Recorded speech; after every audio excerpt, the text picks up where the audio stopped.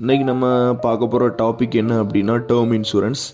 Term இன்சூரன்ஸ்னால் என்ன? Full in full வந்து life கவரேஜை மட்டும் பேஸ் பண்ணக்கூடிய இன்சூரன்ஸ் தான் டேர்ம் இன்சூரன்ஸ்.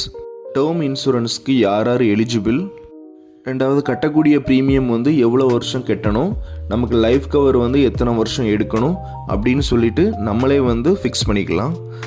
டேர்ம் இன்சூரன்ஸ்க்கு யார் யார் எலிஜிபிள் அப்படின்னு சொல்லிட்டு பார்ப்போம். நம்ம வாங்கக்கூடிய சேலரியை பேஸ் பண்ணி கவரேஜ் அமௌண்ட் வந்து அவங்களே வந்து ஃபிக்ஸ் பண்ணுவாங்க. அதாவது ஒவ்வொரு கம்பெனியும் நம்மளுக்கு 3 lakhs அண்ட் அபோவ் வந்து பர் ஆனம் சேலரி வாங்குகிறோம் அப்படின்னா நம்மளுக்கு வந்து ஒரு 50 lakhs கவரேஜ் வந்து கொடுப்பாங்க.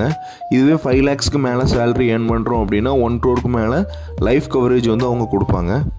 எத்தனை வருஷம் லைஃப் கவரேஜ் வேணும் அப்படின்னு சொல்லிட்டு நம்ம இன்வெஸ்ட் பண்ணுறதுக்கு முன்னக்கூட்டியே வந்து அவங்ககிட்ட கிளியராக வந்து சொல்லிடணும். அப்போ தான் அவங்க வந்து நமக்கு கரெக்டான வருஷத்தை நம்மளுக்கு ஃபிக்ஸ் பண்ணி கொடுப்பாங்க.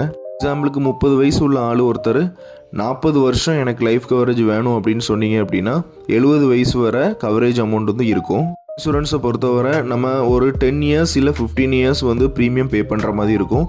இல்லை சில கஸ்டமர் வந்து லைஃப் லாங் வந்து ப்ரீமியம் பே பண்ணுறேன், எனக்கு வந்து கவரேஜ் அமௌண்ட் இருக்கணும் அப்படின்னு சொல்லிட்டு சொல்லுவாங்க. நம்மளுக்கு இப்போ 10 years ப்ரீமியம் பே பண்ணுறாங்க அப்படின்னே வச்சுக்கிடுவோமே. இப்போ கஸ்டமர் வந்து 1 crore ஒரு 30,000 வந்து இயர்லி ப்ரீமியம் பண்ணுற மாதிரி இருக்குது அப்படின்னா ஒரு 10 years வந்து பே பண்ணுவாங்க. அதுக்கப்புறம் அவங்களுக்கு 40 years வரை கவரேஜ் கொடுப்பாங்க. 40 yearsல அவங்களுக்கு எதுவும் ரிஸ்க் ஆச்சு அப்படின்னா அவங்களுக்கு வந்து 1 crore அமௌண்ட் வந்து வீட்டுக்கு செட்டில் பண்ணுவாங்க. ஹெல்த்தியாக இருக்கிற பட்சத்தில் 70வது வயசில், அதாவது நம்ம 40 years வந்து கவரேஜ் அமௌண்ட் எடுத்திருக்கோம், அப்போ 70வது வயசில் நம்ம ஹெல்த்தியாக இருக்கோம் அப்படின்னா நம்ம கட்டின ப்ரீமியம், அதாவது எக்ஸாம்பிளுக்கு 30,000 per annum கட்டுறோன்னா 10 yearsக்கு வந்து 3 lakhs வந்து பே பண்ணியிருப்போம். அந்த அமௌண்ட் வந்து ரிட்டர்ன் கொடுத்துருவாங்க. சில டேர்மில் வந்து ரிட்டர்ன் கொடுக்க மாட்டாங்க. அதனால் நம்ம இன்வெஸ்ட் பண்ணுறதுக்கு முன்னக்கூட்டியே நம்ம கிளியராக அவங்கக்கிட்ட சொல்லிடணும். வித் மெச்சூரிட்டி, வித்தவுட் மெச்சூரிட்டி அப்படின்னு சொல்லிட்டு 2 ஆப்ஷனில் வந்து இன்வெஸ்ட் பண்ணுவாங்க. வித் மெச்சூரிட்டி அப்படின்னா நம்ம கட்டின அமௌண்ட்டை ரிட்டர்ன் நம்ம ஹெல்த்தியாக இருக்கோம்னா 70 yearsல வந்து நம்மளுக்கு கொடுத்துருவாங்க. வித்தவுட் மெச்சூரிட்டினா 70 வயசு வரை ஒன்லி கவரேஜ் மட்டும் தான் கொடுப்பாங்க. 70 வயசுக்கு அப்புறம் அமௌண்ட் திருப்பி தர மாட்டாங்க.